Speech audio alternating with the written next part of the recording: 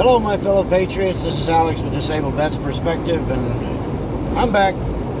Lisa's with me. We're rolling. We're heading back to the house. We got the hell out for a week. Decided to come over here to Jacksonville to see our friends and spend the weekend. Y'all know Miss Belinda. So we spent, I guess, the weekend. Not the weekend, but we spent the week here. Needed to get away for a little bit because, the last year's been a bit rough, so I wanted to go have some fun. Lisa's got another biopsy on Monday to find out if there's a lymph node that has flared up. And if that's the case, then we have to go figure out what to do next. So we needed to get a place to just go unwind for a little bit. Didn't even take a computer with me, so I didn't do any research. I managed to get through about 20 minutes of this impeachment fiasco, but I realized that it's all a shit show, and I already know that. Most of you already know that, so sitting there trying to watch it, there's no benefit in that at all. That just brings stress when you're trying to unwind. So, anyway, you can't see her, but she's over here. Hi. Might be able to hear that. But anyway, we're riding out here on I-10, heading west, going back towards Pensacola, and we just passed a couple of fields that were completely full of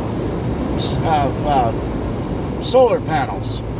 And Solar farm. yeah, they were solar farms, and probably two different areas at 40 acres or more apiece. You had glass as far as you could see.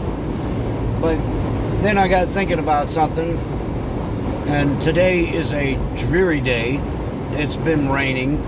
It's kind of foggy. It's just yuck. It always works out this way when we want to go driving somewhere. So, we're just dealing with it. But it got me thinking about it. You spend tens of thousands, potentially 100,000, maybe a lot more to put these solar farms together. And then you end up with a day like this where your production of electricity would be potentially cut in half. So you wonder what's considered optimal production when you get the most bang for your buck. And today wouldn't be it. If it was a business, today would be your slow day of the week, and you would be making only a little bit of money, and you'd have to compensate for that, by other days that you bring in a little bit more. So I don't see a real benefit in solar farms, and frankly, I don't see a real benefit in the wind farms either, because it takes hundreds of gallons of oil to lubricate these giant generators that are being cranked on by those huge propeller blades, which have to be repaired regularly because the fiberglass basically fractures. The tail end of the blade goes through the air and whips all day long. That whipping effect starts chewing up the fiberglass on the backside of the blade. So they have to hire people at incredible amounts of money per hour to hang out there on rappelling ropes and do fiberglass repair.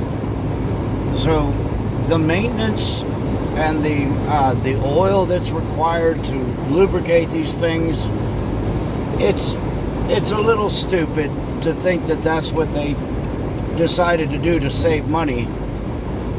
But you've got these electric cars that they're so impractical that it takes an entire army of people to mine the crap out of the ground that's needed to create these batteries for these cars.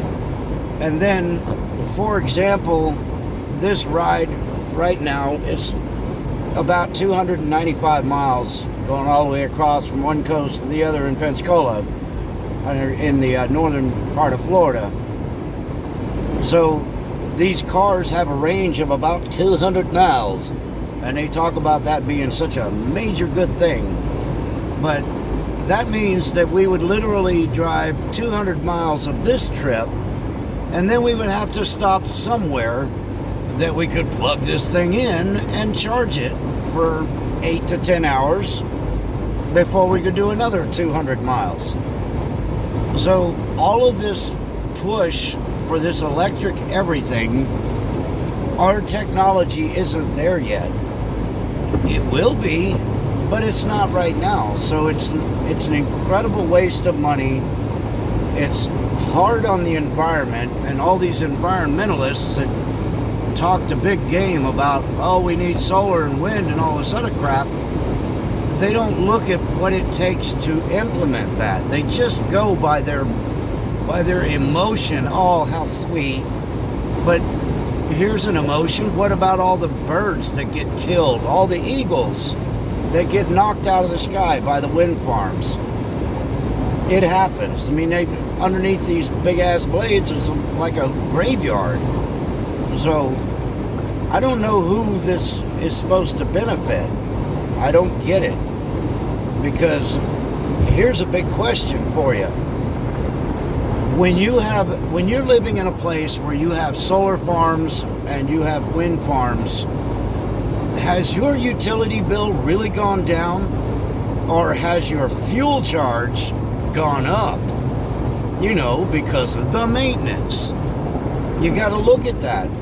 Pay attention to if you're living in an area where they're using alternative energy sources, and tell me if you get any benefit out of it at all. Because I'm going to tell you now, where I live, they're installing these solar farms that are going to take away a huge amount of forest land that we have bears running around in, and deer and all kinds of stuff. They're going to knock all that down to make a big open field with a bunch of glass pointing at the sun, which is not out today, so it doesn't really matter.